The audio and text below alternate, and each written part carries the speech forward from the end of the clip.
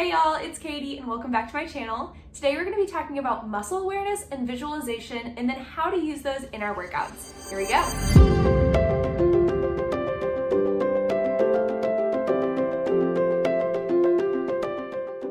First off, to start to understand this, we need to define what muscle awareness and visualization are. So muscle awareness is closely tied to something called proprioception, which is our nervous system's ability to recognize where our body is in space.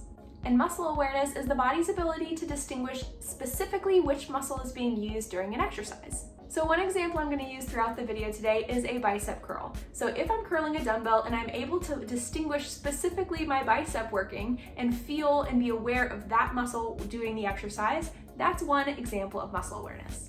And that muscle awareness and visualization go hand in hand here. Visualization is just getting a mental picture of your muscle actually performing the work. So in our example of that bicep curl, we can imagine the bicep shortening and lengthening to create the motion and visualize the muscle that way. And these are two tools that we can use in our daily workouts to become more aware of our bodies and our muscles and being able to distinguish those specific things as we're using them. Hi, Tanner. You found another ball. You found a ball. Did you find a ball? Where is it? Get it. Thank you.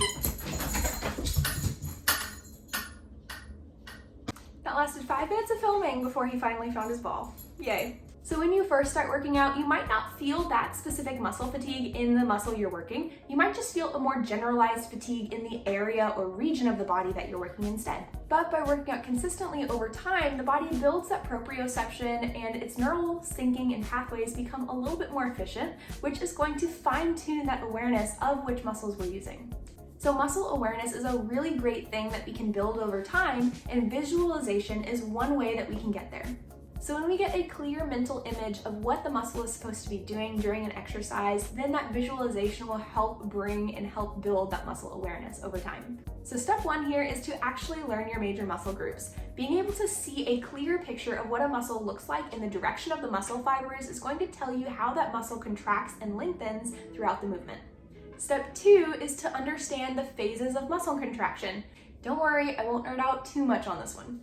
Keeping it simple, there are two phases of muscle contraction: the concentric shortening phase, which is the hard part, and then the eccentric lengthening phase, which is the easy part.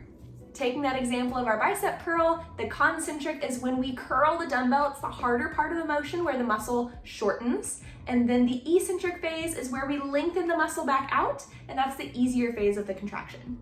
And that helps us by being able to visualize the muscle actually performing the work in shortening and lengthening. So let's think of a more complex lift here for a second. Let's talk about a deadlift.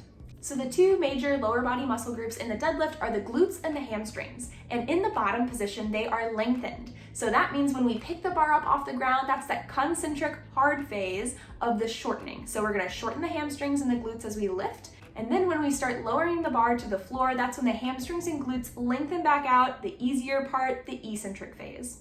So when you're actually working out in the deadlift and you're performing that motion, when you think about those glutes and hamstrings shortening to create the motion and stand up tall, and then lengthening to set the bar back down on the floor, you're gonna feel that a little bit more in the hamstrings and glutes that way. So some ways you can start noticing this in your workouts is that while you're doing an exercise, maybe focus on that muscle and see if you can feel exactly which muscles are performing the work being done.